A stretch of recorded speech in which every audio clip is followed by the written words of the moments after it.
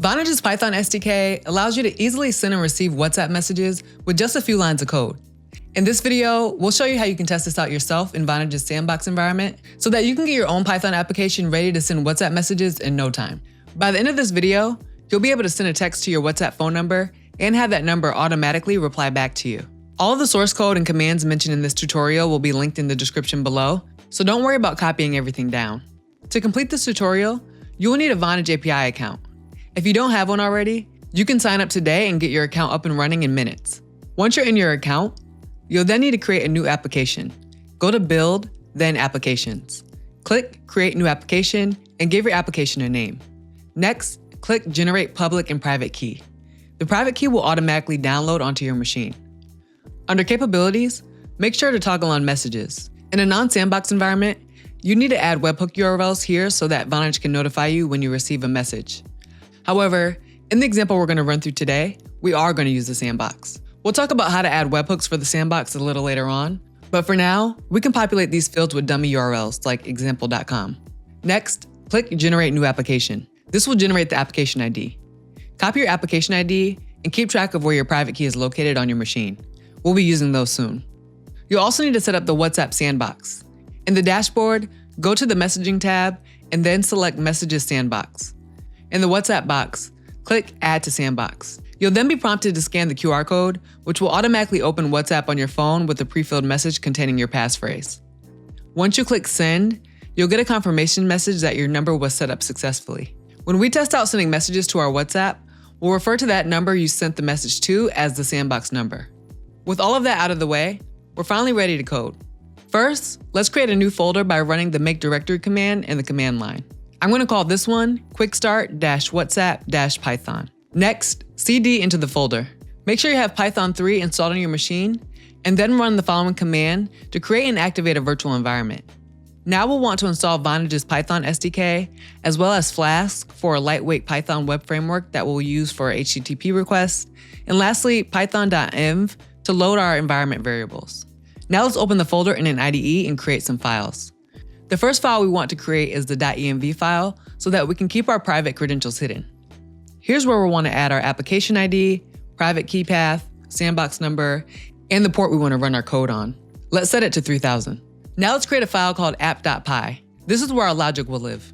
First, we'll want to import all of our necessary libraries. I'll explain each of these as we use them.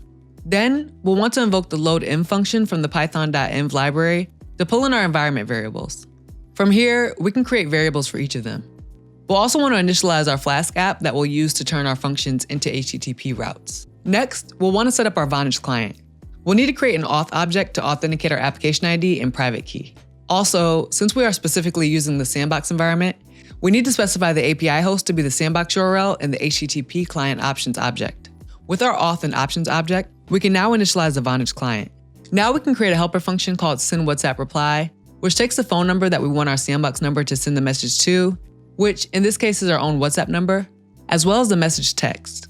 Using that information, we can create a WhatsApp text object to form our message. We can now easily send a WhatsApp message by chaining Vonage client.messages.send. Now we're ready to build our inbound route, which will serve as one of our two webhooks. When our sandbox number receives a message, Vonage will use this route to notify us. We will set up this route as a post route. Vonage will send us back data about the message sent to our sandbox number, including the to and from numbers and the message itself. We can pull that data and extract the sender number, which in our demo is our own number, and the text of the message. Given that information, we can acknowledge to the sender that we received their text. We can reverse the original text and send a new message saying, "Thank you for your message. Here's what it looks like in reverse," and send them their message reversed. We can then use the send WhatsApp reply to send this new message. The second webhook we'll create is the status route. This will tell us the status of the message we sent, such as if it was delivered or read. Right now, we're not doing anything with that information, just returning a 200 status. Lastly, at the very bottom of the file, we include the following if statement, which tells Python to only run our application when we run this app.py file specifically. Before we run it, we need to give Vonage access to these routes. To do this, we'll need to expose these local HTTP routes to the internet so Vonage can reach them. One of the easiest ways to do that is by using ngrok. Once you have an ngrok account set up, run ngrok http 3000.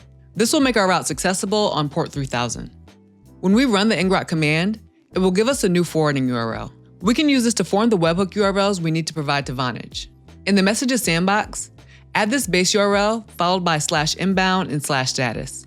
Make sure you click Save Webhooks. Now we can finally run python3 app.py in the root of our project and send a text to the sandbox number to watch it all in action. Here's what it looks like in WhatsApp.